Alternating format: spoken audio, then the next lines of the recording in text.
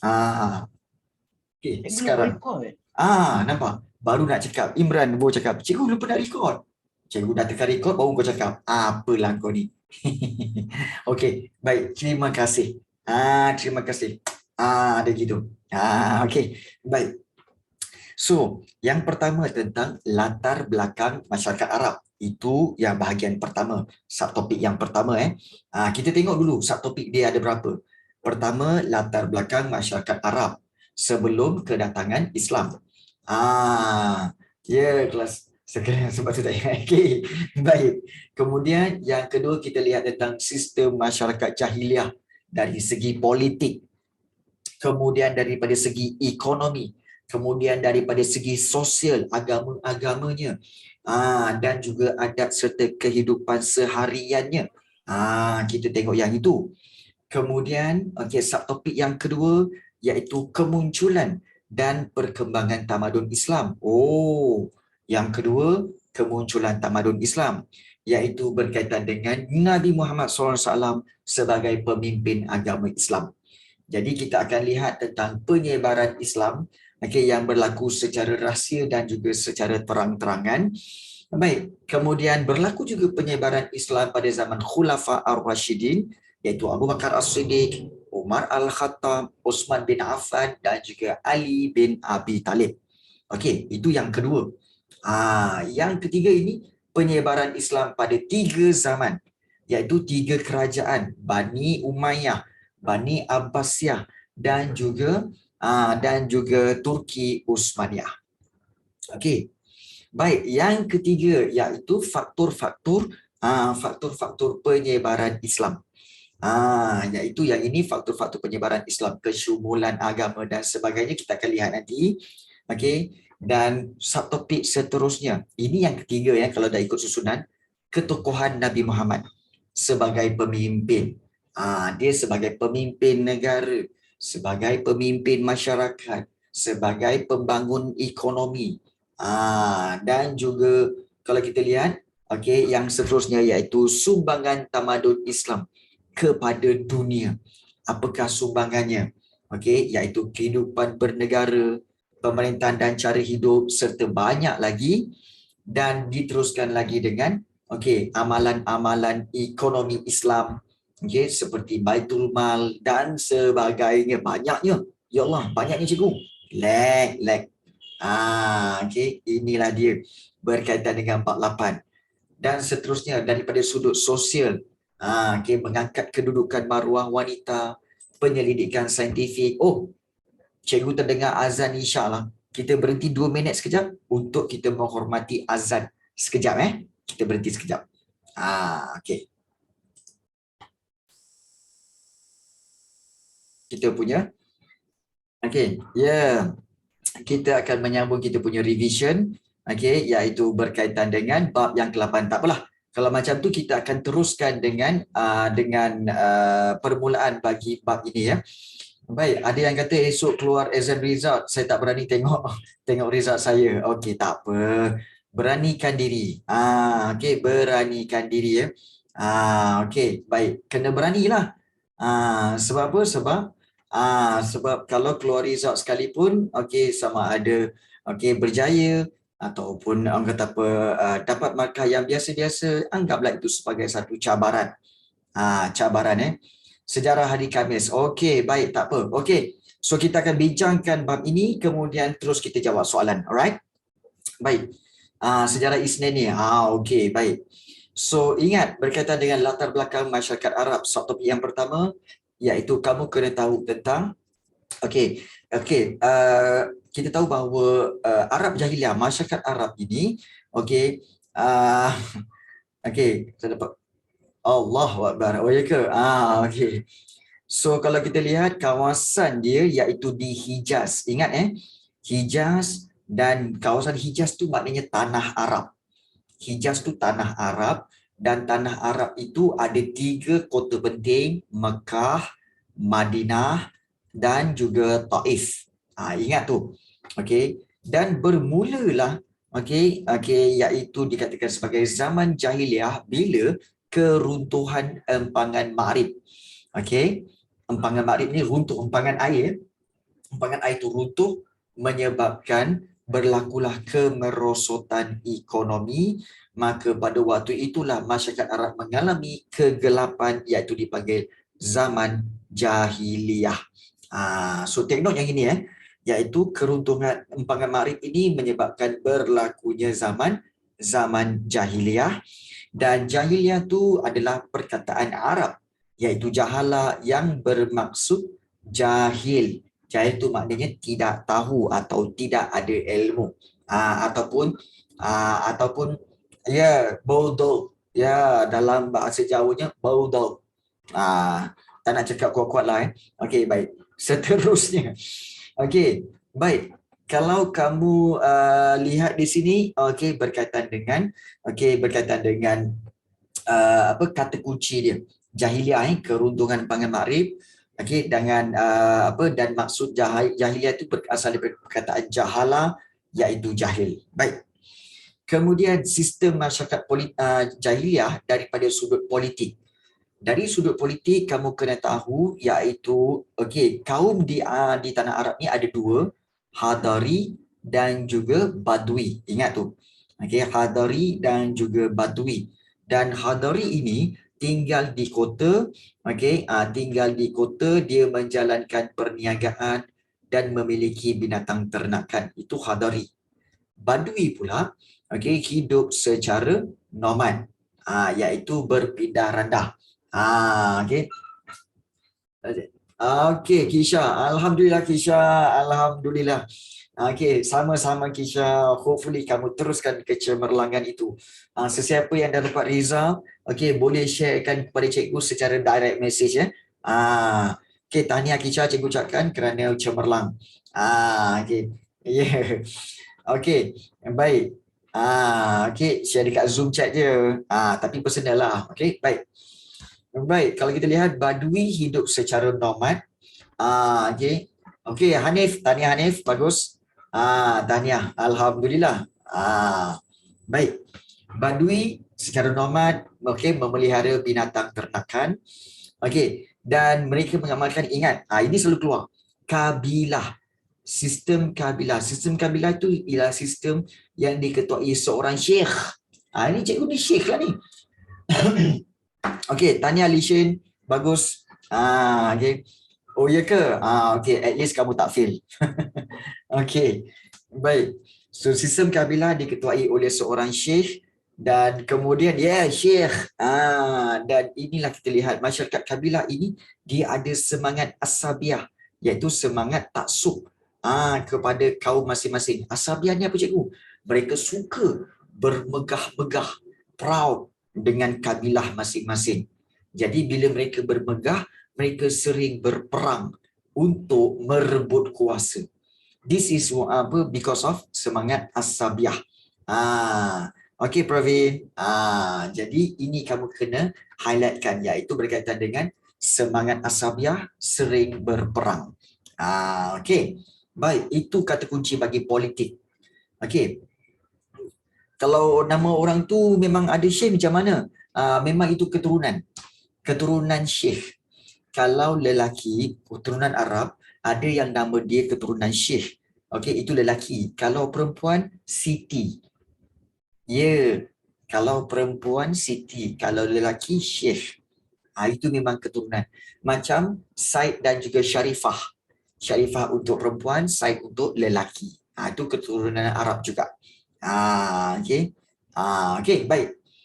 Kita lihat dari sudut ekonomi. Dah clear politik, ingat Hadari, Badui, kemudian Hadari iaitu di kota, Badui secara nomad. Kemudian dia ada sistem kabilah. Sistem kabilah diketuai oleh seorang syekh. Mereka mengamalkan semangat asabiah, iaitu bermegah dengan kabilah mereka, menyebabkan mereka sering berperang. This is, kita kata dia punya essence ataupun dia punya parti tentang fakta ini. Itu politik. Baik. Kita lihat seterusnya iaitu ekonomi. Semenanjung tanah Arab mempunyai tanah yang kurang subur, jadi sebab itu kalau kita lihat ekonomi, mereka banyak menanam seperti apa? Seperti tanaman gandum dan juga kopi. gandum dan juga kopi. Tapi harus diingat, mereka memiliki tanah yang kurang subur. Mereka tak ada tanah yang good. There's no good soil untuk pertanian, ya. Tak ada. Jadi sebab itu mereka lebih suka untuk menternak binatang. Kemudian mereka trading, iaitu mengamalkan sistem tukar barang. Tukar barang. Alright. Dan juga ada juga mereka yang keluar berdagang, secara kafilah. Kafilah ni maknanya rombongan. Ingat keluar berdagang secara kafilah, iaitu secara berombongan. Rombongan Cik Kiah pergi berniaga. Ni ekonomi. Okey. Nampak tak kat situ? Nampak setakat ni ada soalan berkaitan dengan ekonomi dan juga politik. Ada mana-mana yang tak faham ke? Kalau tak faham, bagi tahu. Faham okey. Kata kunci yang cikgu bulatkan tu. Kata-kata kunci yang cikgu bulatkan tu, ya. Baik. Diorang ada undian je dulu ke cikgu? Tak ada. Diorang tak ada undi-undi. Memang diorang tak ada undi-undi. Mereka terus pilih je. Okey. Baik. Kemudian, kita lihat seterusnya dari segi sosial. Ingat, inilah agama dan kepercayaan mereka. Agama dan kepercayaan orang-orang Arab dahulu. Yang pertama, wathani. Wathani itu apa? Menyembah berhala. Wathani. Yang kedua, majusi. Majusi itu menyembah api. Ingat menyembah api. Kemudian yang ketiga, Yahudi. Iaitu agama Bani Israel. Dan juga agama Nasrani. Nasrani itu juga agama yang dianuti oleh Bani Israel. So, agama dan kepercayaan, kalau kamu lihat ini dah 4 dah. Iaitu Wathani, Majusi, Yahudi dan juga Nasrani. Seterusnya animisme. Iaitu percaya kepada roh dan kuasa gaib.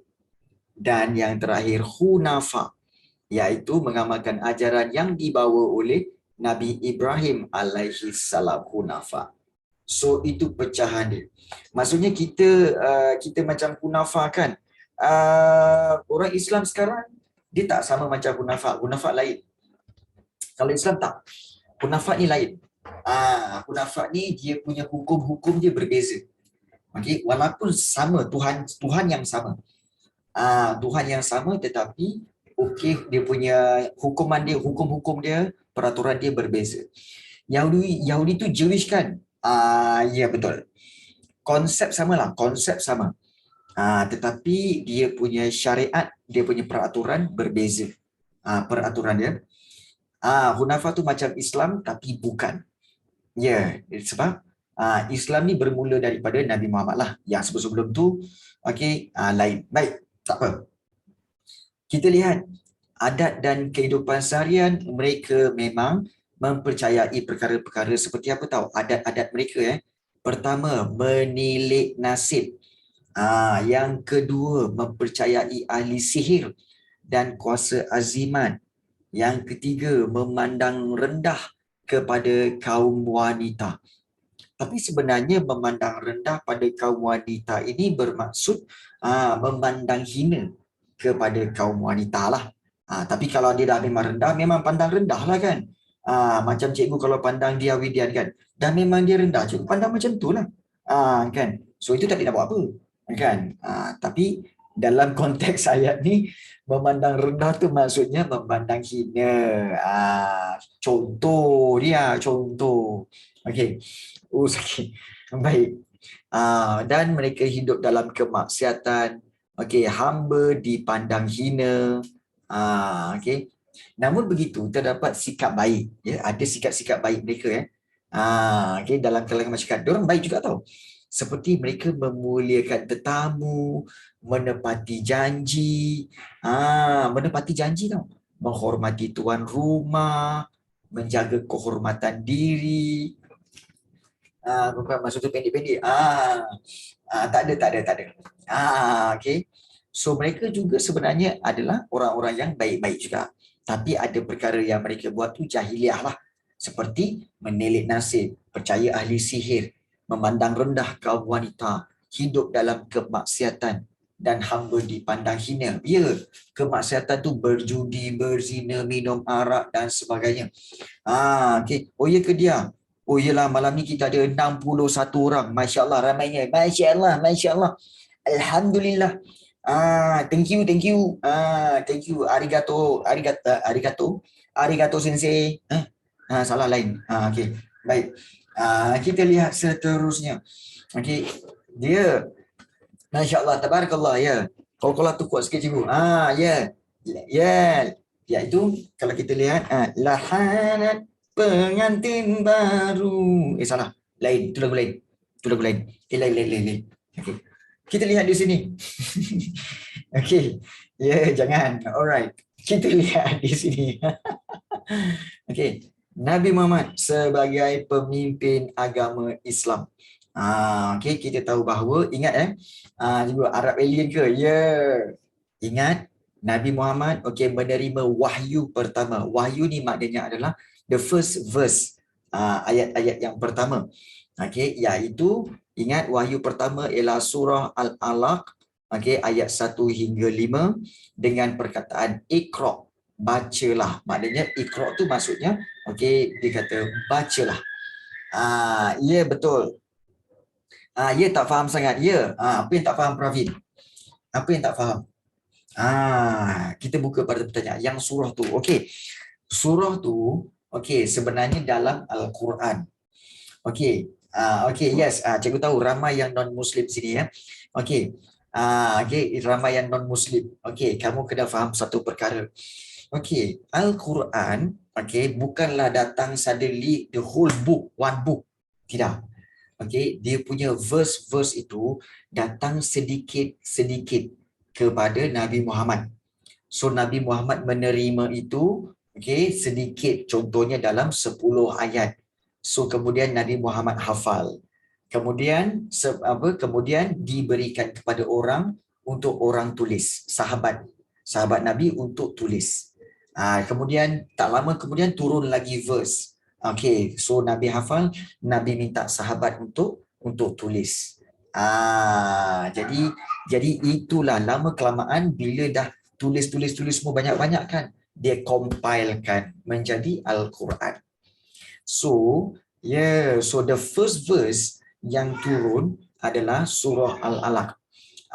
Dia dapat ayat daripada mana? Daripada Tuhan, daripada Allah. Tuhan menghantar chapter ke cikgu, lebih kurang. So Nabi juga dapat. So dapat verse itu melalui daripada Tuhan, tetapi melalui Jibril. Dalam bahasa Inggeris dipanggil Gabriel. Dipanggil Gabriel. So Gabriel itu sebenarnya angel ataupun bukan bidadari tapi malaikat. So itulah perantaraan dia. So semasa Nabi di dalam Gua Hira inilah Gua Hira, so Nabi Muhammad telah menerima first chapter ataupun first verse iaitu surah Al-Alaq ayat 1 hingga 5. Yang mula-mula dia kata the first verse is Iqra. So Iqra bismi rabbikal ladzi khalaq, khalaqal insana min 'alaq. So Iqra, bacalah. Al-Alaq. Al-Alaq tu bermakna nama surah itu. Nama surah tersebut. Dan seterusnya iaitu wahyu kedua. The second verse iaitu surah Al-Mudassir ayat 1 hingga 7. So the second verse ini diturunkan kepada Nabi Muhammad iaitu untuk apa tahu? Isytiharkan, announce yang Nabi Muhammad ini adalah pesuruh Allah. Maknanya adalah messenger of Allah. Messenger. Jadi so the first verse adalah, the first surah itu adalah untuk Iqra, bacalah. Maknanya mulakan dengan ilmu. Mulakan dengan ilmu. And then yang kedua barulah announce Nabi Muhammad sebagai messenger of God. Dan menyampaikan ajaran Islam kepada seluruh manusia. So ini lantikan Nabi Muhammad sebagai pemimpin agama Islam lah. So ingat yang selalu keluar, yang selalu keluar tentang wahyu pertama, surah Al-Alaq dan juga surah Al-Mudassir, wahyu kedua. Untuk announce Nabi Muhammad sebagai pesuruh Allah. Ya, ada soalan nak tanya, silakan. Okey, kenapa Nabi Muhammad dapat wahyu dan bukan orang lain? Kerana he's the chosen one. He's the chosen one. Dia yang terpilih. For example, macam kalau kamu tanyakan, kenapa Nabi Adam terpilih sebagai manusia pertama? Of course, kita tak boleh kata apa. Itu semuanya adalah kita kata sebagai kerja Tuhan lah. Which is Tuhan telah choose Adam sebagai manusia pertama. Sama juga macam ni. Okay, Allah telah memilih Nabi Muhammad sebagai itu. Okay, sebagai the chosen one lah. Betul. Kan? Macam kita sekarang lah. Macam kita sekarang. Okey, bagaimana kamu dilahirkan sebagai Muslim dan bagaimana kamu dilahirkan sebagai Hindus atau dilahirkan sebagai Buddha? Okey, adakah kamu yang ingin? Tidak. Okey, itu ketentuan Tuhan. So itu sudah ketentuan Tuhan kan? Jadi itulah dia, macam itulah. Okey. Alright. So kita lihat seterusnya. Okey, yang seterusnya bila dah disuruh menyebarkan Islam, maka di sini iaitu penyebaran Islam. Ingat penyebaran Islam dilakukan secara rahsia, okey, iaitu secara rahsia berlaku selama 3 tahun. Okey, dan individu yang memeluk Islam ialah Siti Khadijah, Ali bin Abi Talib, Zaid bin Harisah dan Abu Bakar As-Siddiq. Okey. Dan seterusnya selepas 3 tahun itu barulah Nabi menyebarkan secara terang-terangan. Secara open dia bagi tahu. So Nabi Muhammad SAW telah memulakan dakwah secara terang-terangan ini kepada kaum keluarganya dulu dengan mengadakan pertemuan di Bukit Safa. Nama begitu baginda ditentang hebat oleh bapa saudara baginda iaitu Abu Lahab. Abu Lahab ni tak suka Nabi Muhammad menyebarkan Islam. So mula-mula keluarga dia tak tahu, tetapi apabila di satu bukit, okay, di Mekah itu, so suddenly Nabi Muhammad berdiri di atas bukit, dia kata bahawa di Bukit Safa. Dia kata apa? Nabi Muhammad kata, kalau di belakang bukit ni, wahai orang-orang Mekah, orang-orang Mekah, kalau di belakang bukit ni aku katakan ada tentera yang nak datang menyerang Mekah, adakah kamu percaya? Ya, kami percaya kerana kamu adalah Al-Amin, iaitu orang yang paling dipercayai dalam Mekah ini sebab kamu tak pernah berbohong. So orang Mekah memang dah percaya Nabi Muhammad itu memang seorang yang boleh dipercayai sebab dia tak pernah bohong. Dan baru Nabi Muhammad bagi tahu sebenarnya akulah messenger of God. Aku menyampaikan menyampaikan kebenaran iaitu sembahlah Tuhan. Macam tu. Okay. Dan pada waktu itu ramai yang mula ragu-ragu. So that's why telah ditentang oleh Abu Lahab. Okay. Baik. So secara rahsia dan secara terang-terangan. Okay. Dan kemudian berlaku penyebaran Islam pada zaman Khulafa Ar-Rashidin. Ingat, Khulafa Ar-Rashidin ni siapa? Okay. Mula-mula pemerintahan dimulakan oleh Nabi Muhammad SAW. Kemudian selepas itu ke akhirnya tidak Zahra. Selepas Nabi Muhammad wafat ataupun Nabi Muhammad meninggal dunia, pemerintahan kerajaan Islam diketuai oleh Abu Bakar. Abu Bakar As-Siddiq telah menyebarkan agama Islam iaitu dengan cara mengetuai peperangan Ar-Riddah.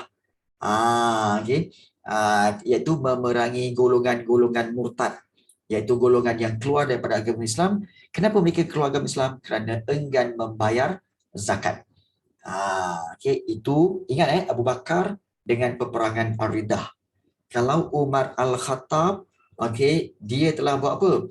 Dia telah bahagikan dan membuka wilayah baru membuka wilayah baru di utara semenanjung tanah Arab. Buka wilayah baru dan juga membahagikannya kepada beberapa bahagian bagi memudahkan pentadbiran.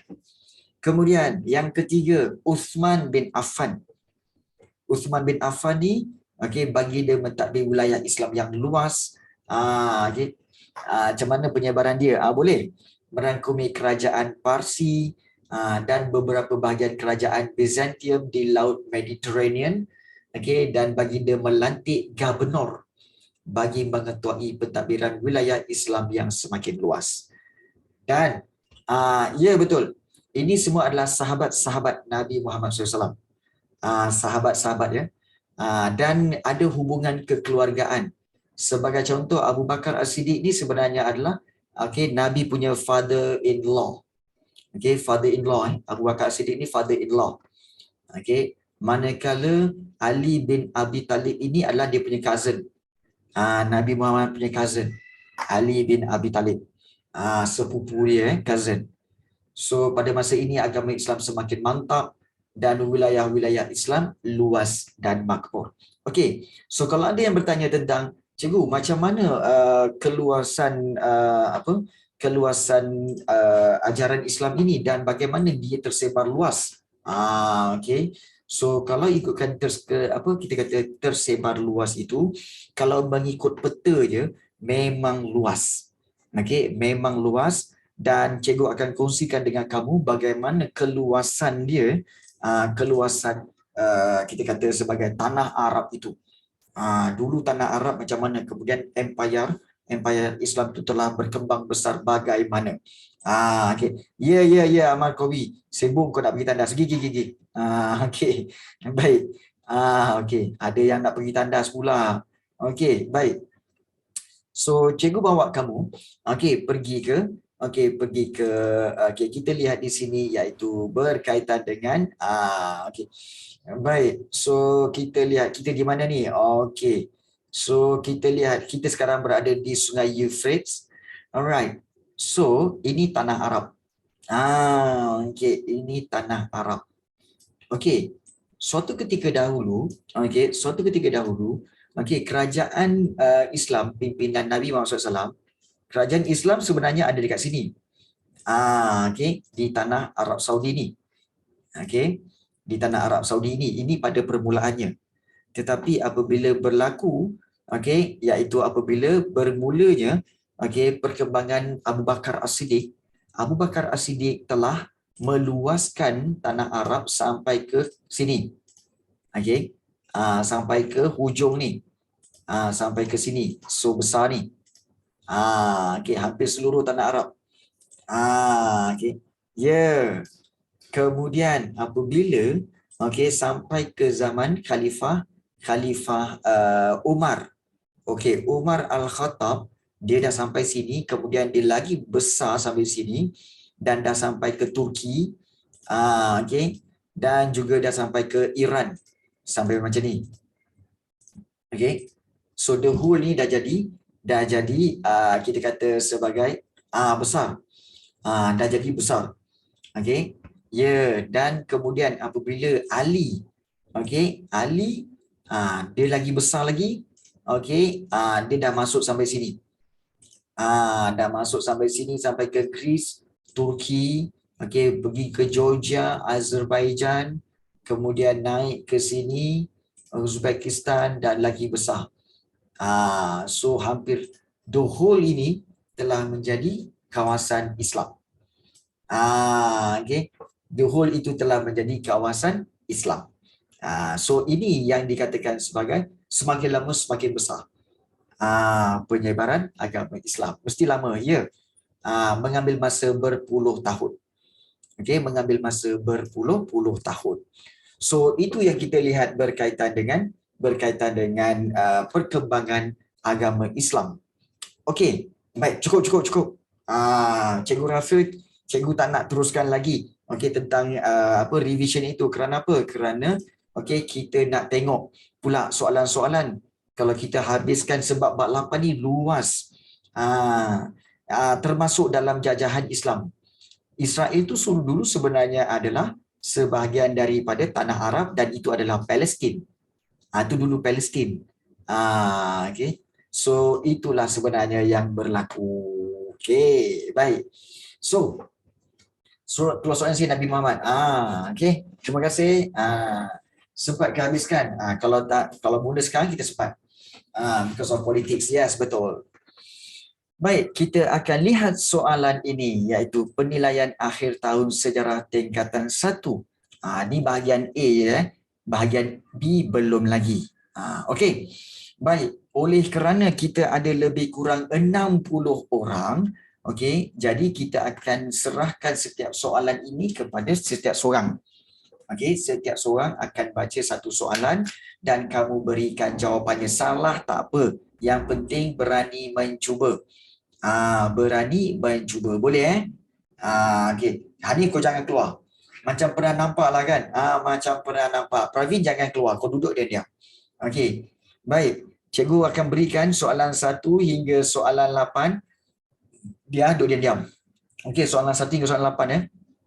Okey. Soalan 1 cikgu berikan kepada Adam Rais. Okey, Ahmad Qawi duduk diam-diam.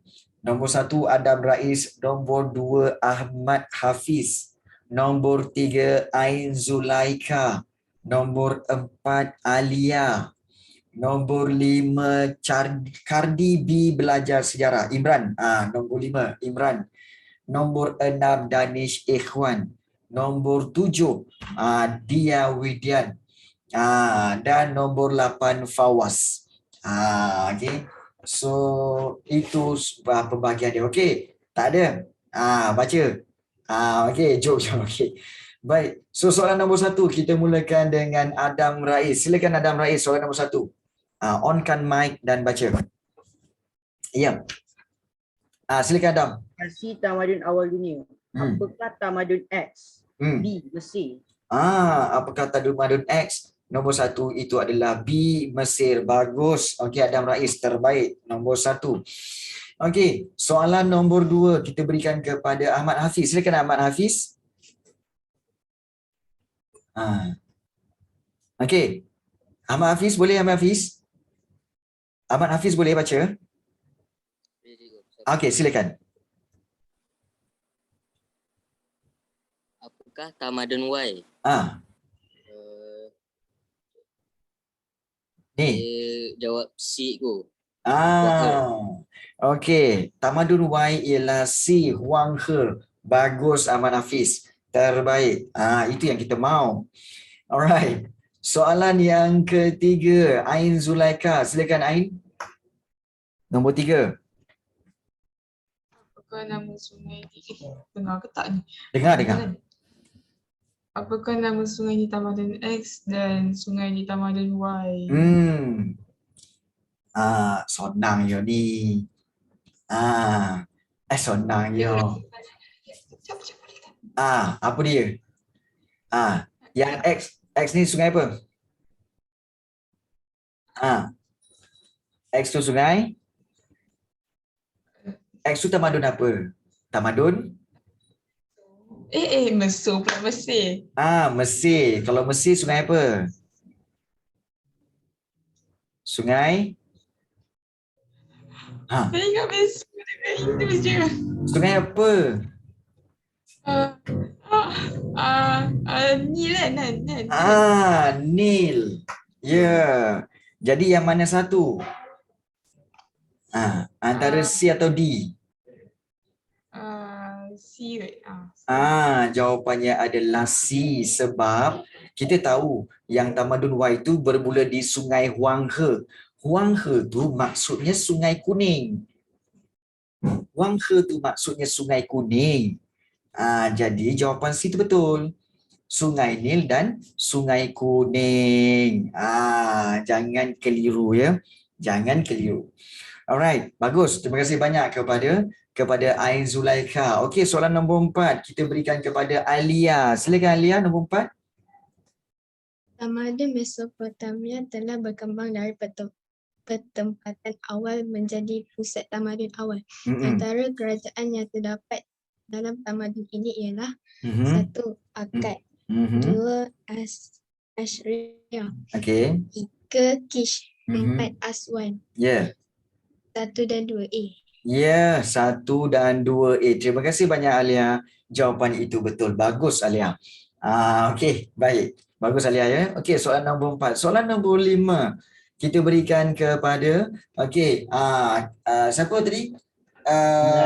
Ya, silakan Imran. Tujuan masyarakat Mesopotamia membina bangunan tersebut ialah menjalankan upacara keagamaan. Oh, okey. Kau macam cakap kan depan-depan ni ke? Depan-depan apa? Ah, depan-depan depan-depan perhimpunan pula. Okey. So, nombor 5, tujuan masyarakat Mesopotamia membina bangunan tersebut iaitu zigurat adalah untuk menjalankan upacara keagamaan. Okey, terima kasih banyak. Tapi betul lah keagamaan. Ya, betul. Okey, soalan yang ke-6 kita berikan kepada Danish Ikhwan. Silakan Danish. Danish Ikhwan boleh? Okey, tak ada mic ya. Okey, baik. Jadual berikut merujuk ciri-ciri demokrasi di Athens, Dewan Perhimpunan X, juri, magistrate. So, apakah X? So, Danish Ikhwan tulis kat situ jawapan dia ialah D, majlis. Majlis, juri, magistrate. Bagus. Danish Ikhwan, bagus. Okey, di majlis. Bagus, ingat korang. Baik, soalan yang ke-7 kita berikan kepada Dia Widian. Kalau kamu tak boleh baca, okey, boleh tulis jawapan dia. Tapi naklah dengar kamu baca. Dia, cepat dia. Kan? Dia. Okey, Dia Widian, ada tak? Ada. Okey, terbaik. Badan pentadbiran yang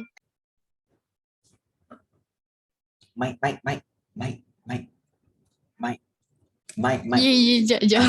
Okey. Badan pentadbiran yang paling tinggi yang diwujudkan di Athens ialah C. Ya, okey. Badan pentadbiran yang paling tinggi diwujudkan di Athens ialah Dewan Perhimpunan. Okey, terima kasih banyak Dia Widya. Nombor 7 adalah C. Bagus. Fawaz kata saya tak ada mic cikgu. Tak apa. Kalau tak ada mic, just bagi tahu jawapan dia.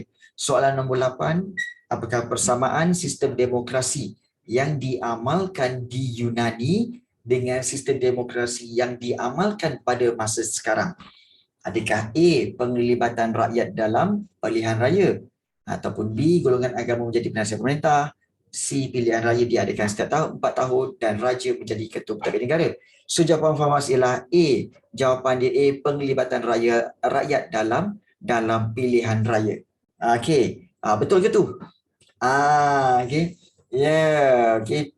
So jawapan itu memang betul. Okey, baik, terima kasih banyak kepada Fawaz. Tak ada kelas tak masuk. Cukup tak alasan kau? Bukan tak cukup. Kan? Alasan kau tu, kalau cikgu jumpa kau dengan cikgu tarik telinga kau. Betul tak? Okey, baik. Soalan seterusnya. Okey, 9. Okey, 9 kita berikan kepada Hanif. Okey, 9 Hanif, 10 Hana Sofia. Okey, 11 kita berikan kepada Haris. 11 Haris. 12 kita berikan kepada Isma Zairil Aidit. 12 Isma Zairil Aidit. Dan 13 kita berikan kepada Kisha. Kisha. Okey, so kita bagi pada 13 dulu. Okey, sabar. Yang lain sabar. Okey. Okey, nombor 9 kita mulakan dengan siapa? Hanif? Ajar 1 menunjukkan perubahan sistem pemerintahan di Yunani. Mengapakah perubahan tersebut berlaku? Desakan dari rakyat. Okey. So daripada tirani pergi ke demokrasi. Kenapa perubahan itu berlaku?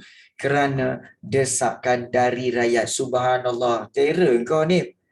Bagus. Walaupun kamu tak ada, walaupun kamu akan diancam untuk dipiak telinga, tapi kamu beri jawapan yang baik. Bagus. Okey, 9 adalah D. Okey. Kemudian 10 kita berikan kepada Hana Sofia. Silakan Hania. Hana? Ya, Hana Sofia. Ada tak Hana Sofia? Soalan nombor 10. Boleh? Hana Sofia? Okey. Jap cikgu. Dia kata. Dia tengah setting mic lah tu. Tengah fikir jawapan. Tengah fikir jawapan. Senang je.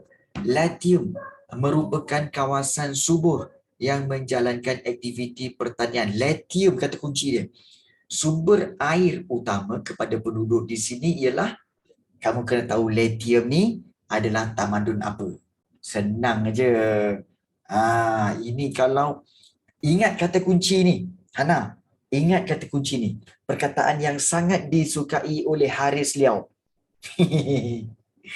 Apa jawapan dia? Okay. Perkataan yang sangat disukai oleh Haris Liao. Okay. Okay. Yeah. Okay. Yeah, betul Hana Sofia. Jawapan dia adalah sungai tiba di situ. Ya, kan? Haris Liao memang suka relax Haris kan. Dia nak ingat kata kunci macam itulah.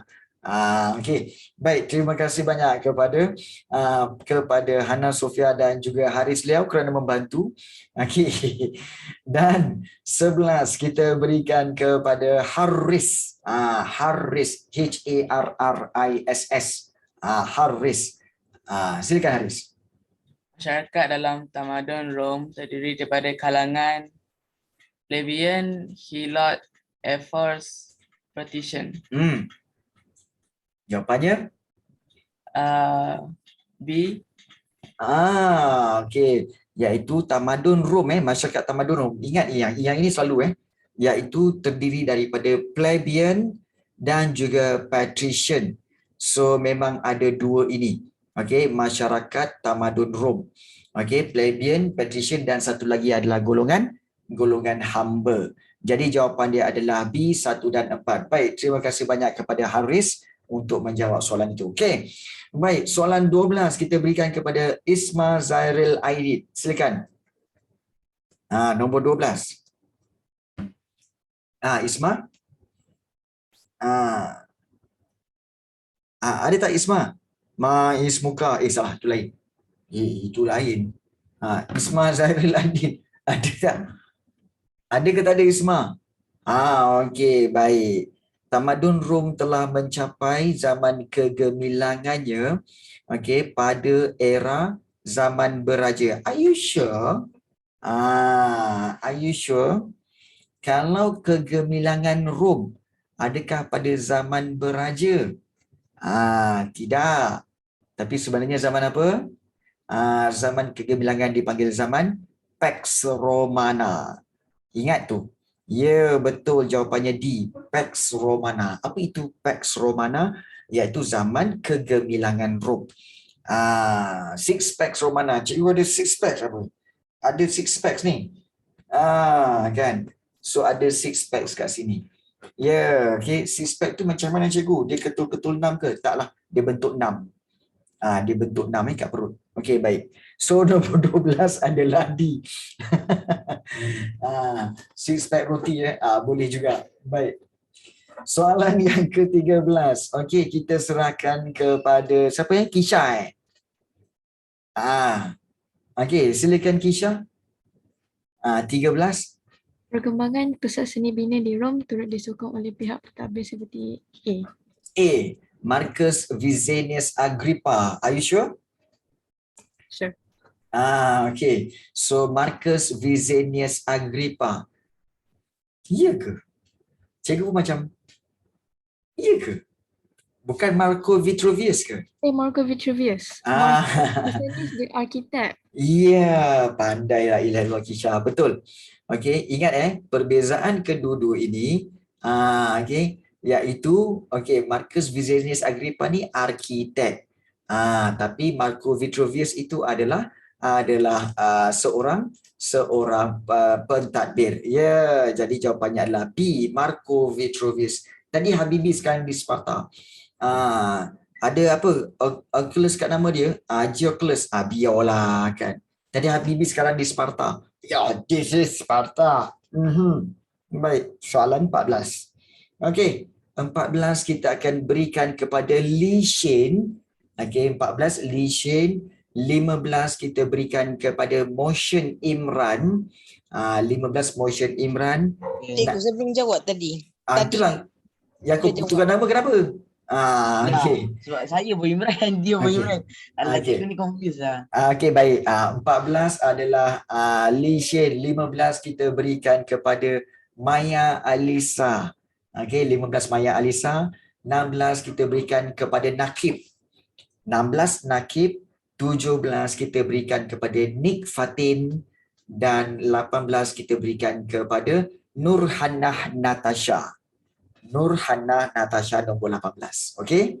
Baik. So kita pergi kepada soalan 14 dulu dan kita mulakan dengan Li Shen. Silakan Li Shen. Right. Ya.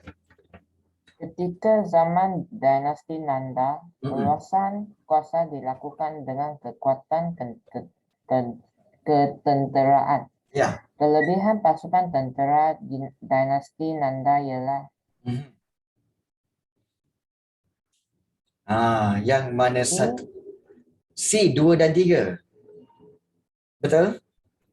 Okey, baik. So dia memilih C, 2 dan 3 iaitu ada tentera berkuda dan tentera bergajah. Betul? Ya, betul. Ada tentera bergajah dan tentera berkuda. Ya, tentera berkuda ialah cavalry. So jawapan nombor 14 memang adalah C. Baik, terima kasih banyak Li Shen. Bagus jawapan itu. Baik, soalan ke-15 kita berikan kepada Maya Alisa. Silakan Maya. Maya. Maya Alisa ada tak ni? Soalan nombor 16. 16 pula. 15 Maya. Kantoi. Jangan nasib baik ada. Okey. Baik, Maya Alisa. Dia kata, okey, pusat pemerintahan zaman dinasti Maurya ketika zaman pemerintahan Chandragupta Maurya dan Asoka terletak di, dia jawab A, Pataliputra. Ya, betul. Terbaiklah. Maya Alisa. Apa pelajar-pelajar form 1 ni pandai-pandai sangat ni? Masa pandai-pandai sangat ni? Kan confuse lah cikgu. Baik, so 15 adalah A, Pataliputra. Bagus. Baik, soalan yang ke-16. Kita silakan kepada okey, Nakib, silakan Nakib. Tokoh yang menjalankan perluasan kuasa dengan menggunakan kaedah keagamaan dan kemanusiaan ialah Asoka. Nampak? Seorang lagi pandai. Masya Allah. Macam mana korang boleh pandai ni? Menggunakan kaedah keagamaan dan kemanusiaan ialah Asoka. Okey. Bukan dia. Bukan sebab cikgu ajar. Bukan. Okey. So bukan sebab cikgu ajar, tapi sebab ketua kelas kita Dia Widian. Jadi itulah sebabnya kita semua pandai. Okey, baik. Apa kaitan dia? Jangan tanya cikgu. Cikgu pun tak tahu. Baik. 14. Okey. Baik. Baik. So okey, dah betul. Okey, lain. Okey, baik. Okey. Soalan yang ke-17. Okey. Soalan 14 jawapannya adalah C.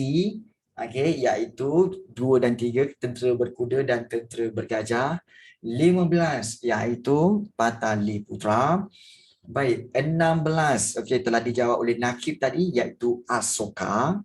Dan 17 kita serahkan kepada Nick Fatin. Silakan Nick Fatin. Kalau tak ada mic tak apa, cikgu bacakan, kamu beri jawapan Okey, baik, cikgu bacakan. Tokoh yang terlibat dalam misi penyebaran agama Buddha ke Sri Lanka ialah siapa? Adakah Uttara, adakah Mahendra, atau Kaviraja, ataupun Sona? Yang mana satu? Agak-agaknya. Okey. Saya rasa B, Mahendra. Adakah betul jawapannya B, Mahendra? Wahai Pravin. Okey, must be A ataupun D. Okey, ataupun Santosh Das, mana satu? Adakah A ataupun D ataupun B, Mahendra? Saya tak cakap bahasa Tamil. Cikgu lagilah tak cakap bahasa Tamil. Kau ni kan lol. Itulah pasal. Kan tanya cikgu. Okey, tak apa. Kita pergi tengok di mana agak-agaknya maklumat ini. Tetapi saya ingat cikgu, okey, yang saya tahu C itu salah. Okey, baik. Sebenarnya dalam nota kita hari itu memang tak ada tau. Okey, memang tak ada maklumat-maklumat kecil ini. Sebab apa? Sebab maklumat kecil ini kadang-kadang diletakkan di bahagian tepi yang mana kadang-kadang para pelajar tak ambil pot pun. Dia rasa macam biarlah, Kan? Jadi di situ menyebabkan terlepas pandang. Jadi untuk itu betul tak korang terlepas pandang kan? Ramai yang katakan lupa, kata macam macam tak ada je cikgu. Macam tak pernah jumpa je ayat ni. Kan? Betul. Sound like Hindu name. Saya tak tahu ada kat sana. Okey. Baik. Tak apa. Cikgu bawakan kamu untuk kita melihat sendiri, iaitu di manakah maklumat itu. Ini orang kata apa? Kita kata satu pembelajaran. Pembelajaran. Okey. Jom. Cikgu bawa kamu ya. Okey, cikgu bawa kamu untuk kita lihat buku nota kita. Bukan.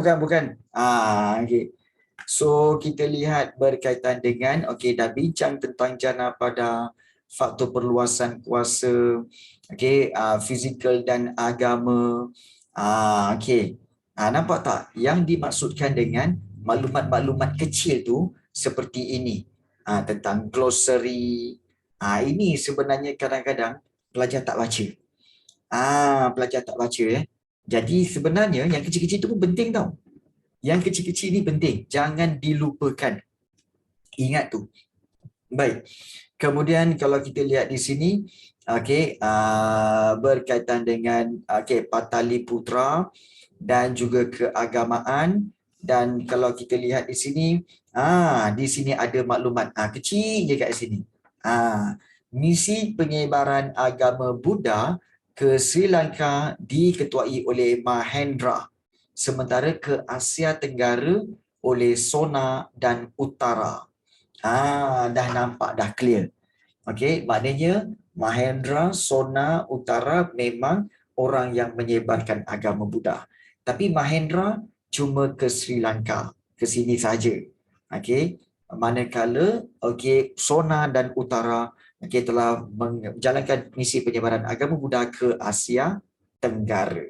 So itu telah memperoleh jawapan kita, iaitu jawapan betul, iaitu 17 adalah B. Terima kasih banyak kepada siapa tadi Nik Fatin Nik Fatin. Nik Fatin betul ke? Okey, ya betul. Okey, 17 adalah B. Okey. Baik, 18 kita serahkan kepada Nurhana Natasha.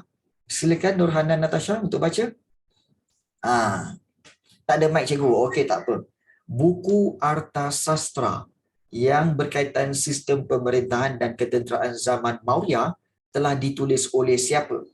Adakah Anjata, Ellora, Kautilya dan Kaviraja? Yang mana satu? Jawapan yang kamu boleh bagi tahu. Jawapannya apa? Saya rasa si Kautilya. Okey, adakah yang lain-lain setuju? Jawapan dia si Kautilya? Setuju?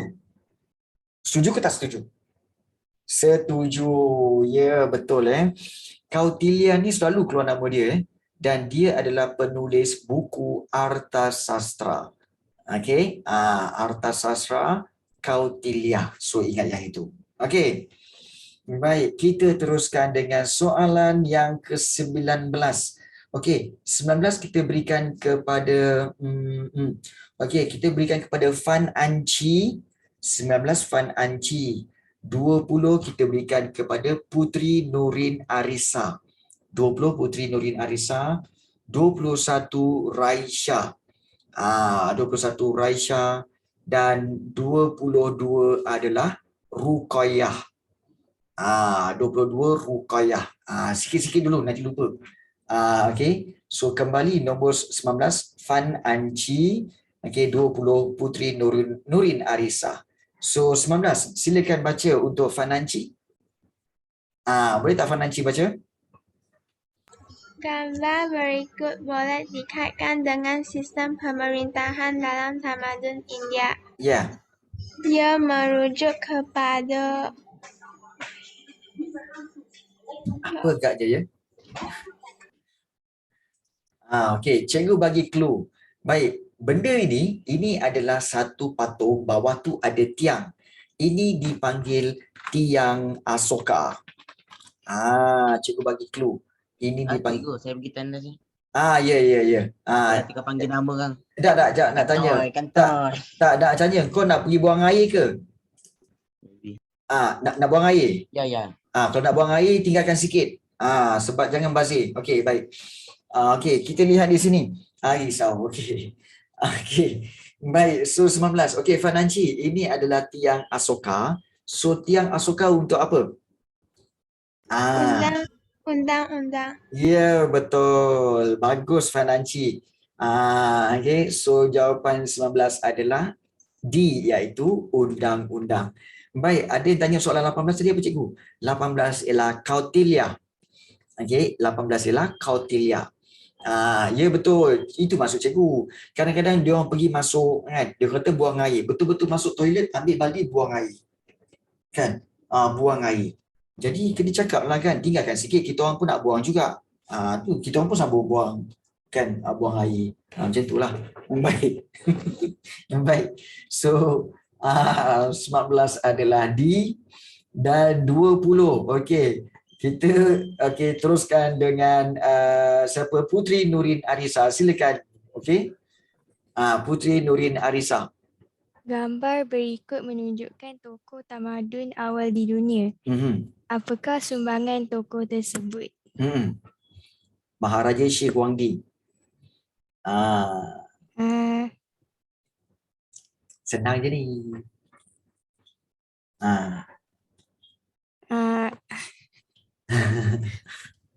Okey. First impression kamu nak jawab apa? Kot. Kan cikgu cakap, percayalah kepada first impression. Sebab first impression kamu yang itu memang betul. Menyatukan negara China. Jadi kenapa kamu mesti takut? Tak payah takut.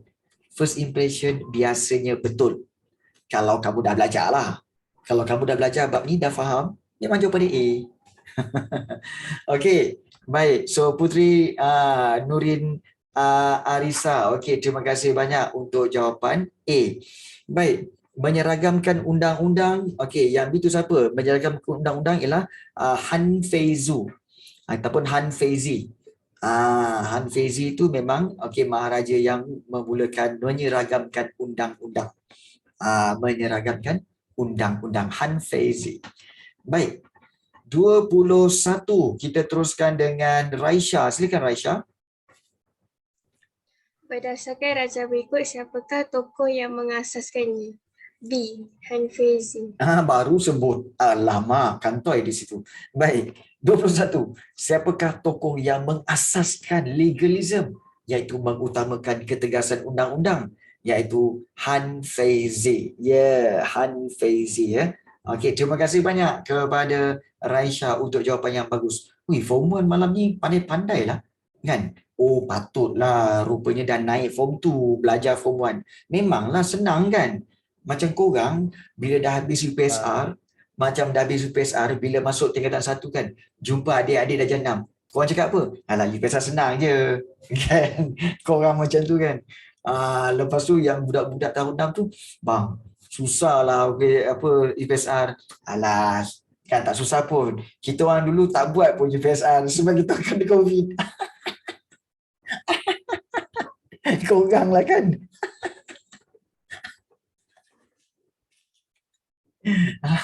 Gelakkan diri beramai-ramai. Okey. Zaman korang lah tiba-tiba UPSR dihapuskan. Korang lah. Kan. Alamak ai. Kan. Dia sejarah UPSR. Okey. Baik. Kita lihat soalan yang ke-22. Okey, iaitu Ruqayyah. Ya, silakan Ruqayyah. Dia gelak dekat kita baik. Ya. Apa Ruqayyah? Anda sebagai seorang anak petani di China pada zaman dinasti Han, bagaimanakah anda dapat meningkatkan taraf sosial anda? Ya. D. Meningkatkan pencapaian. Okey, bagus. Sebagai anda sebagai seorang anak petani. Siapa yang anak petani ni? Di China. Ini tak lain bukan ni Adam Haristan ataupun Haris Liao. Okey, pada zaman dinasti Han. Bagaimana anda dapat meningkatkan taraf sosial anda? Iaitu dengan meningkatkan pencapaian akademik ataupun pendidikan. Bagus. Okey, kepada kepada siapa tadi? Ruqayyah ya. Okey, banyak. Baik, terima kasih banyak kepada Ruqayyah untuk jawapan yang tepat sekali. Okey, bagus. Okey, kita teruskan dengan soalan seterusnya untuk 23. Okey, 23 kita akan berikan kepada Raja Iskandar Zulkarnain. Saya cikgu. Okey. Raja Iskandar Zulkarnain. Okey, 23. 24 kita berikan kepada Santosh Das dan 25 kita berikan kepada Sachi. Ya, 25 kita berikan kepada Sachi. Okey. Baik. Saya bila lagi? Sabar. 23, silakan. Tokoh berikut telah menyumbang kepada peningkatan tamadun Cina. Apakah sumbangan tokoh tersebut? Pengasas ajaran. Ya, okey, bagus. Pengasas ajaran. Ajaran apa? Confucianisme. Ni Confucius Confucianisme. So 23 adalah A. Bagus. Okey. Baik, kepada Raja Iskandar Zulkarnain. Dan kita teruskan kepada soalan 24. Silakan 24 tadi. Ya. 24 siapa tadi? 24 ialah Santosh Das 24 Santosh Das. Silakan Santosh Das. Saya Confucius membaca namanya. Ya cikgu. Silakan 24. Sistem pendidikan semakin bertambah baik dalam tamadun Cina dengan adanya teknologi pembuatan kertas. Tokoh yang terlibat dengan penciptaan kertas ialah alamak, senangnya. Cai Lun. Ya, betul. Okey, Cai Lun. Itu berkaitan dengan tokoh yang terlibat dengan penciptaan kertas. Okey, terima kasih banyak Santosh Das. Jawapan yang tepat sekali. Bagus. Baik, soalan 25 kita terus serahkan kepada Sachi. Silakan Sachi untuk soalan 25. Okey, Sachi kata A. Okey, so kalau kita lihat di sini untuk soalan 25. Okey, di manakah peperiksaan tahap ketiga tamadun Cina diadakan? Tahap ketiga tahap ketiga yang tertinggi, iaitu adakah di peringkat daerah? Are you sure? Are you sure Sachi? Peringkat tahap ketiga tau. Tahap ketiga yang paling tinggi. Yang paling tinggi kat mana? Yang paling tinggi kat mana? Adakah di peringkat daerah? Iaitu di mana? Ya. C atau D saya rasa. Okey. Kalau ikutkan, peperiksaan tahap ketiga tamadun Cina diadakan di mana? Okey. Di Istana Maharaja, betul? Kan? Ke ibu kota kerajaan. Semua okey. Ibu kota ke di Istana Maharaja? Ya, Maharaja tu macam tahap raja ke? Ya, betul. Tetapi dia tahap raja yang lebih tinggi. Sebab dia ketua raja-raja dipanggil Maharaja. Maharaja. Inilah dia. Okey. Ikut first impression, C. Nampak tak? Tahap ketiga dijalankan di ibu kota kerajaan. Tahap kedua, ibu kota daerah. Dan tahap pertama ialah pada peringkat daerah. So, di sini jelas bahawa jawapannya adalah di ibu kota kerajaan. Betul? Ibu kota kerajaan. So jawapannya adalah C. Yes. Okey, 25 adalah C. Okey, take note Sachi. Take note tentang soalan 25 ini. Baik. Soalan yang ke-26. Tinggal 5 soalan saja lagi. 26 kita berikan kepada Sulaiman. Okey, Sulaiman. Kemudian 27 kita berikan kepada Wan Nisa. 27 Wan Nisa. 28 kita beri kepada Zahra Syasmin. Okey. dan 29 kita berikan kepada Zarfan Hazim. Okey, 29 kepada Zarfan Hazim dan 30 kita beri kepada Rosham. Okey, Rosham. 30 kita beri kepada Rosham. Alright. So kita mulakan soalan 26 dengan kita mulakan dengan Sulaiman. Silakan Sulaiman. 26. Man. Sulaiman, silakan Sulaiman. Pakai mic ke chat? Mic lah. Suara kau kan handsome. Macam mana suara handsome suara handsome, pelik betul. Silakan. Ogos 610 Masihi bersamaan 17 Ramadan, Nabi Muhammad SAW menerima wahyu yang pertama. Apakah kesan peristiwa tersebut? Ya. Wahyu pertama kita baru je bincang tadi. Okey. Apakah kesan peristiwa itu? A. Penyebaran agama Islam ataupun kemunculan kerajaan baharu Islam, penentangan orang Arab Quraisy terhadap Islam, atau pemisahan antara zaman jahiliah dengan zaman Islam. Adakah A? Wahyu pertama kan Iqra. Wahyu pertama kan Iqra. Iqra maksudnya apa? Bacalah. Kita baru je bincang tadi. So adakah jawapan dia A? Yang mana satu agak-agaknya? Baik. Sebenarnya begini. Mungkin ramai yang confused. Okey, bila Nabi Muhammad menerima wahyu yang pertama ni, wahyu yang pertama dia kata apa? Wahyu pertama adalah Iqra, betul? Bila Iqra, maksudnya apa tahu? Maksudnya Nabi waktu itu tinggal dalam zaman apa?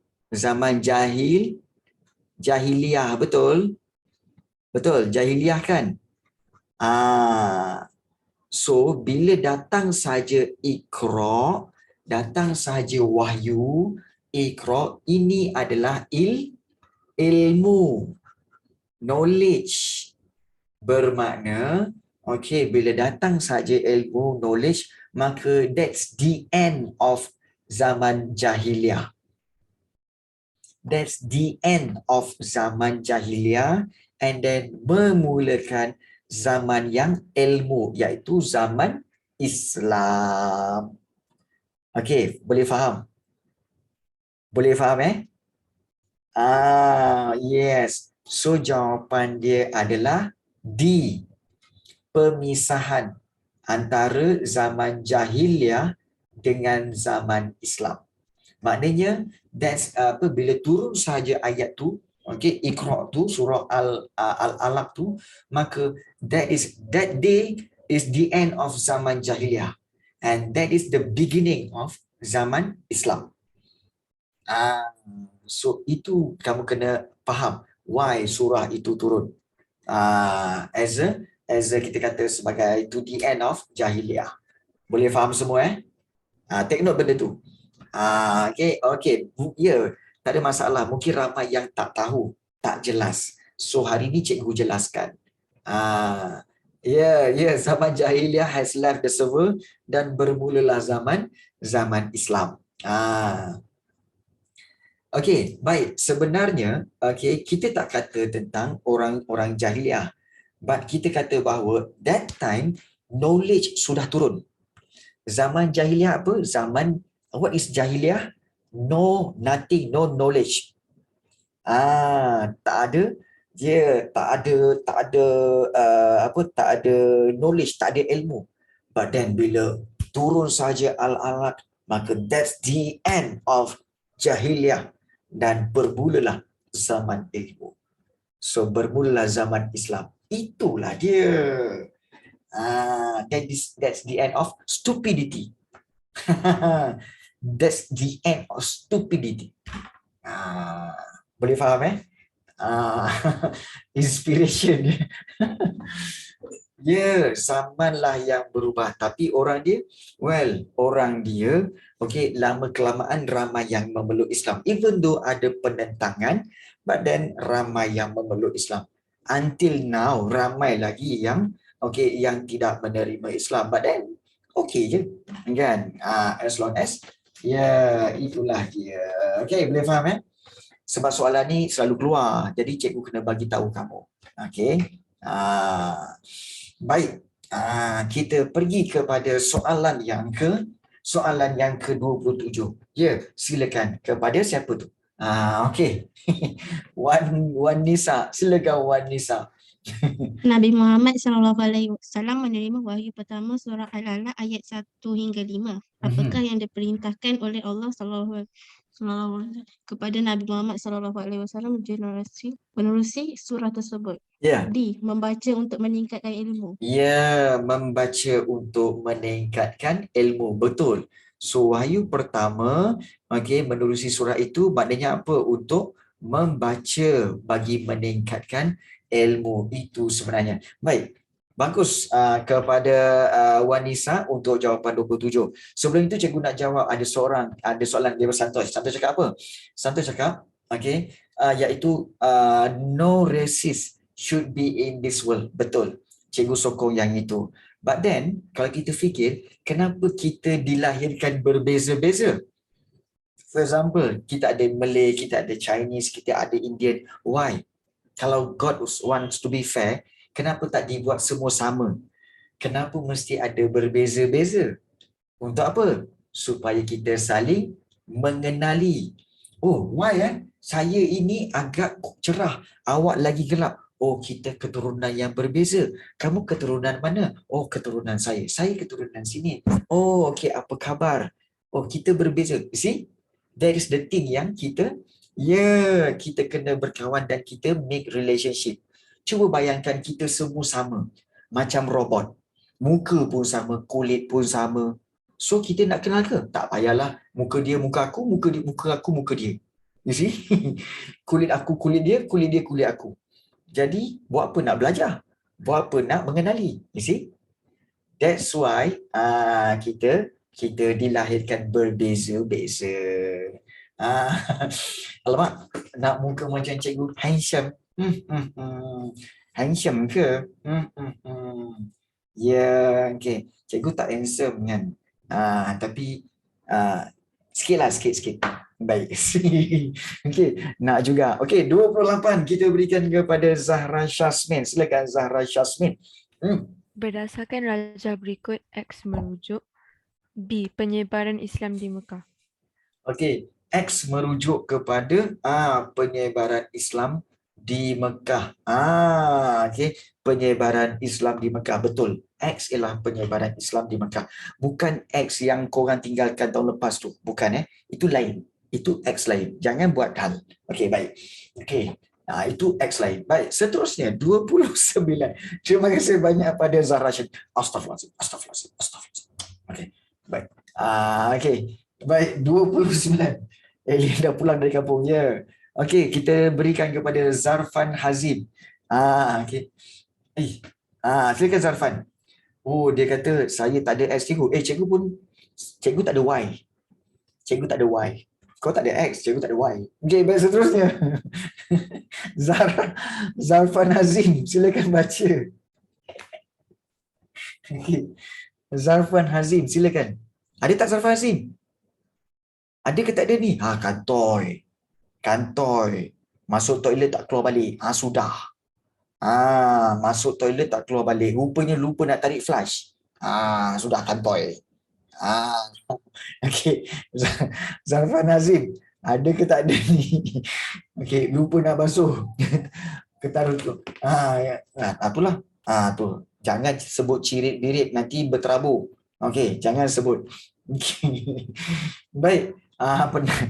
Okey, kita minta kepada 29 kita berikan kepada saya makan cikgu.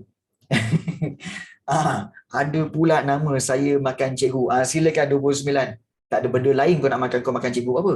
Silakan saya makan cikgu, sila baca nombor 29. Silakan. Boleh ke tak boleh? Baru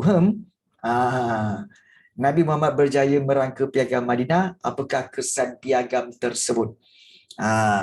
Piagam Madinah maknanya undang-undang tertinggi bagi negara Islam Madinah. Jadi apakah kesan undang-undang tertinggi itu? Okey. Adakah kota Mekah dikuasai Islam? Sistem kabilah dimusnahkan? Urusan perdagangan terjejas? Penduduk Madinah berhijrah? Jawapan dia adalah ya. Jawapannya adalah A. Why? Baik. Nabi Muhammad mula-mula dia dekat Mekah. Okey, mula-mula kat Mekah. Kemudian Nabi berhijrah ke first impression ke Madinah. So, kita kena tahu bahawa di Mekah Nabi Muhammad ditentang ramai orang tak suka Nabi Muhammad. So Nabi Muhammad pergi ke Madinah, berhijrah ke Madinah. Di Madinah ramai orang celebrate him. So meraihkan beliau, baginda. Jadi baginda telah datang dan baginda telah membina sebuah negara, iaitu negara apa? Negara Islam Madinah. So telah menjadi sebuah negara. Negara Islam Madinah kat sini, kemudian dia ada piagam Madinah, and then dengan kekuatan ketenteraan, Nabi Muhammad dan juga tentera Islam Madinah telah menyerang Mekah dan take over Mekah. So bila take over Mekah, kemudian barulah kedua-duanya digabungkan menjadi negara Islam. So ianya bermula, okey, apakah kesan piagam itu? Iaitu kota Mekah dikuasai Islam. That's the answer for 29, iaitu A. Boleh faham itulah dia sebenarnya yang berlaku. Okey. Boleh faham Okey, dan soalan yang terakhir 30. Kita first in lain macam. Lain macam kan? Okey, 30. Kita serahkan kepada Rosham. Silakan Rosham. Rosham, boleh baca tak? Kalau tak boleh baca, cikgu baca. Cikgu bacakan antara berikut yang manakah termasuk dalam golongan Al-Riddah yang muncul selepas kewafatan Nabi Muhammad. Kita baru bincang tadi iaitu tentang golongan Al-Riddah. Siapa golongan Al-Riddah ni? Adakah yang menjadi murtad atau menjadi ketua khalifah atau memerangi pemberontakan atau mengingkari bayaran zakat? Yang mana satu? Kamu boleh tuliskan jawapannya di Zoom chat sekarang. Siapa-siapa pun boleh. Sopo-sopo pun boleh. Nang silanang ke, nang nang wedok ke, kan? Boleh memberi jawapannya. So jawapannya ramai yang menjawab. Jawapannya adalah ya, jawapannya adalah B, iaitu 1 dan juga 4, menjadi murtad dan juga mengingkari bayaran zakat. So jawapannya adalah B. Okey. Okey. Ingat tak perempuan tiba-tiba ramai muncul. Okey, baik. Okey, murtad tu apa cikgu? Okey, bagus soalan tu. Murtad tu ialah keluar dari Islam. Okey, dalam agama Islam, once bila kamu masuk ke dalam agama Islam, kamu tidak dibenarkan untuk keluar. Sebab kalau kamu keluar juga, hukumnya adalah haram. Okey, maknanya berdosa lah. Macam Nur Sajat ke cikgu? Tak tahulah, mungkinlah kot. Cikgu tak tahu apa-apa pasal tu. Kan? Jadi sebab apa? Sebab cikgu tak ada geng dengan Nur Sajat, jangan tanya cikgu ya. Ya betul. Kalau Islam tukar ke India, dia murtad lah kan? Ya betul Pravin. Memang betul. Okay, jadi itu dikatakan murtad. But then jarang sekali berlaku keluar daripada Islam ni kerana memeluk agama Islam lain ataupun memeluk agama lain